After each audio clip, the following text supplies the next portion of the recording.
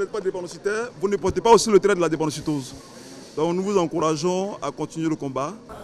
L'international footballeur ivoirien Wilfried Bony reçoit des mains du Dr Kofi Gustave, spécialiste d'hématologie, les résultats de son dépistage contre la drépanocytose reçus à l'occasion de la célébration de la Journée mondiale de lutte contre cette pathologie.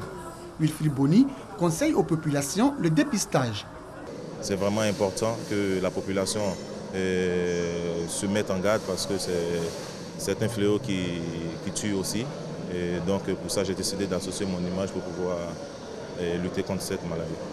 Une initiative de la Fondation LIA, Vivre avec la drépanocytose, qui a le soutien du ministère de la Santé et de l'Hygiène publique.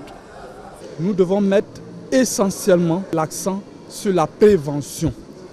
Prévention, la population doit vraiment connaître comment est-ce qu'on devient drépanocytaire, quelles sont les mesures à prendre pour éviter la drépanocytose, mais surtout savoir aussi qu'on vit avec la drépanocytose.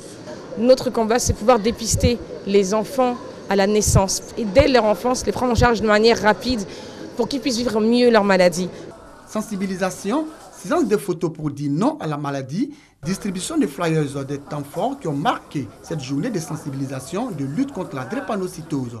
Une maladie héréditaire de l'hémoglobine reconnue comme une priorité de santé publique dans le monde. Selon les statistiques du Centre de recherche et de lutte contre la drépanocytose, chaque année, le nombre de naissances de sujets atteints d'un symptôme drépanocytaire majeur varie entre 5 000 et 6 000 enfants qui ont besoin d'une prise en charge médicale spécifique.